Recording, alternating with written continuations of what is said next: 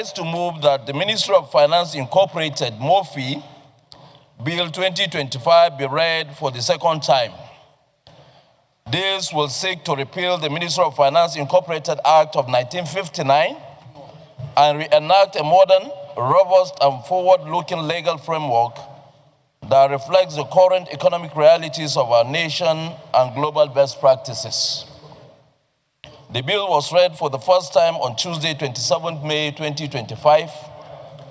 MOFI was established 65 years ago as the federal government's investment holding company. However, under the existing act, MOFI operates merely as a passive custodian of government assets. It lacks the necessary authority, governance structure, and institutional capacity to actively manage and grow public investments. The result is that the Federation has continued to lose significant revenue due to underutilized assets, opaque ownership structures, and weak oversight mechanisms. The bill seeks to transform MOFI from a dormant custodian into a strategic, professional, and transparent institution capable of driving national wealth creation. Mr. President, distinguished colleagues, the bill seeks to replace the outdated 1959 legislation with a modern statute aligned with CAMA, contemporary investment governance standards, and global best practices. Establish a competent and professional board of directors with clear oversight obligations, supported by mandatory annual external audits and transparent reporting.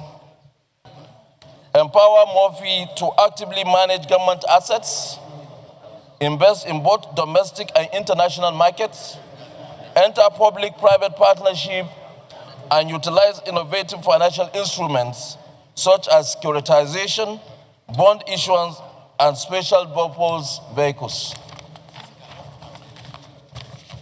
Ensure that all MOFI investments comply with environmental, social, and governance standards, guaranteeing ethical, sustainable, and responsible investment decisions, and channels investments into high-impact sectors like technology, agriculture, manufacturing, infrastructure, and other growth-driven areas, thereby reducing reliance on oil revenues and generating new economic opportunities.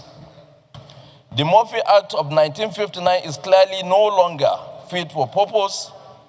It suffers from a narrow and outdated mandate, weak and unclear governance structure, restrictive investment authority, limited transparency and accountability, no statutory requirement for reporting, audits, or performance evaluation. These weaknesses undermines Nigerians' ability to generate value from public assets and prevent MOFI from contributing meaningfully to economic growth. The issues that have been raised by the sponsor of this bill are very germane, central, and important. The only thing I can add to what he has already presented in this well-presented reading is that maybe by the time the Senate, in its wisdom, agrees with the second reading and it goes to the committee, I think it will be very, very important for us to consider putting the MOFI together with the Sovereign Wealth Fund, which is currently in operation under the same legislation, so that we don't have the two institutions competing in holding federal government assets. My support derives from one, I think this has been long overdue, because the law that we have in place today was enacted during the time of Tafawa Balewa as the Prime Minister of this country, which is over 65 years ago, just like the presenter, my dear brother, Senator Sonny Musa, said. And of course, if you read the extant bill as it is today, it is just about a quarter of a page, which doesn't really give explicit understanding as to how our assets and investments of this country should be. So as it is today, I think it's about time that we encourage MOFI to become more like give us a proper database of the value of all of the investments that we have in this country that are scattered all over the entire federation. And this is important, just like my colleagues had said, in order to get the best of value and efficiency out of it. And more importantly, too, I also support the idea of putting a proper governance structure to support MOFI on an ongoing basis. For 65 years, this Federal Ministry Incorporated Act becomes almost 66 years, has not been modified to catch the intendment of the Incorporated Act of 1959. It is therefore, in my opinion, becomes very imperative that this kind of legislation, committees, and particularly chairmen of committees, must peruse through their acts and see whether or not various legislation are apt and timeous.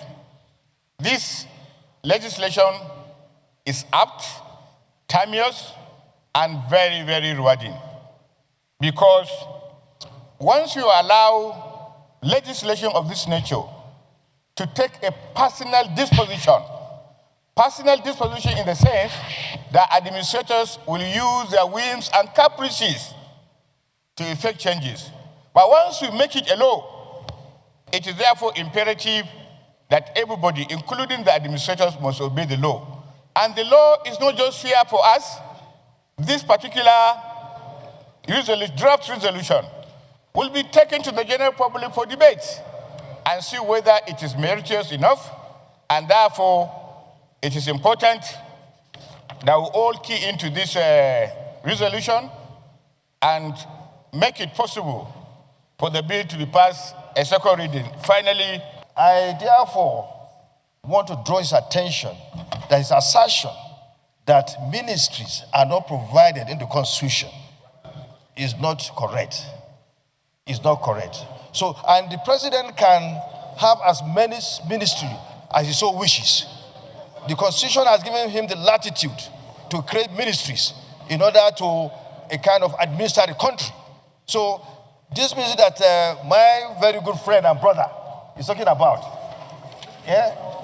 the president is given the latitude, the freedom, the liberty to create any ministry he so wishes. Thank you. So therefore, I call on Mr. President to rule my friend out of order. Presidents have power to create ministries and offices. Not in doubt. But when they are created, they must be recognized by the Constitution.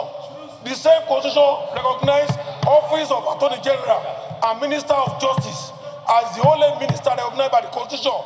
When the president has done his own job, the legislature must support the president to constitutionalize and institutionalize it in the documents. This is important, and that's the point I'm making. And this point is very important. Okay, lastly, just 1 minute. Before somebody opens the distinguished colleagues, a bill for an act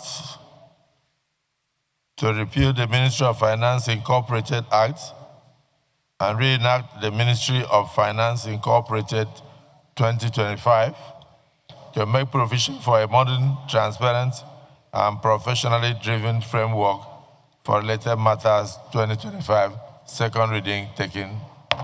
The Committee on Finance will handle this, so this is referred to that committee to report back to the Senate within 4 weeks.